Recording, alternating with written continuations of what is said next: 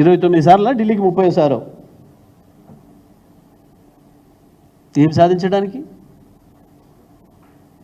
ఇదే మేము మొత్తుకున్నాం, కేసీఆర్ గారు మొత్తుకున్నది ఇదే. ఢిల్లీ బానిసలను తెచ్చుకోకండి, తెచ్చుకుంటే ఏం పని చేయాలన్నా ఆఖరికి ఒకటి పోవాలన్నా వాళ్ళ అనుమతి కావాలి,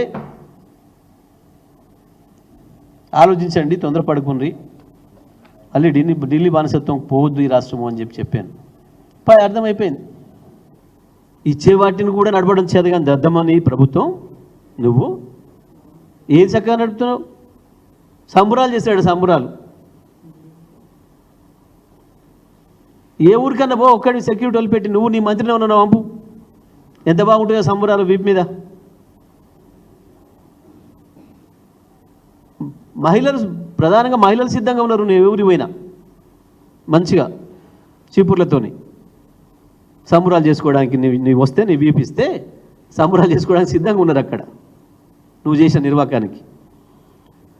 24 గంటల విద్యుత్తు నిమిషం పోకుండా అందిస్తే కేసీఆర్ గారు దాన్ని నడిపే చేతగాట్లే. ఇంటింటికి మంచినీళ్ళు ఇస్తే అద్భుతంగా బహిరేతో వాటిని నడపడం చేతగాట్లే.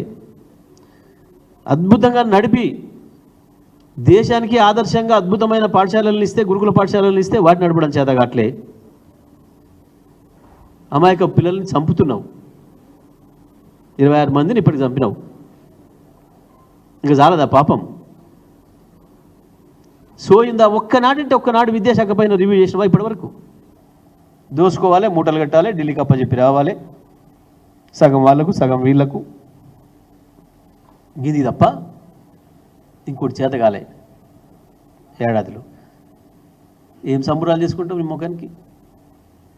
ఒక దాంట్లో గిది ప్రారంభం చేసినా, గిది కొత్తది ఇచ్చినా, ప్రజలకు సంతోషాన్ని కలిగించే ఒక వార్త చెప్పినా, కనీసం చెప్పడానికన్నా, ఇవ్వకపోయినా చేతగాలే నీకు, నీ వల్ల కాట్లే. చెప్పడం కొరకన్నా, చెప్పుకోవడం కొరకన్నా.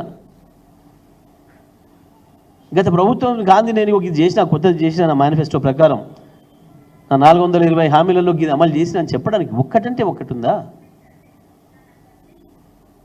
రైతులు, మహిళలు, యువకులు, ఒక వర్గం అంటే ఒక వర్గం సంతోషంగా ఉన్నారు, మంచిగా ఉన్నారు, ఈయన ఇచ్చిన హామీతో సంతృప్తి పడుతున్నారు, నెరవేరుస్తున్నారని చెప్పి, హామీలో ఫలాంది నెరవేర్చిందని చెప్పి అన్నది వాళ్ళు లేరు.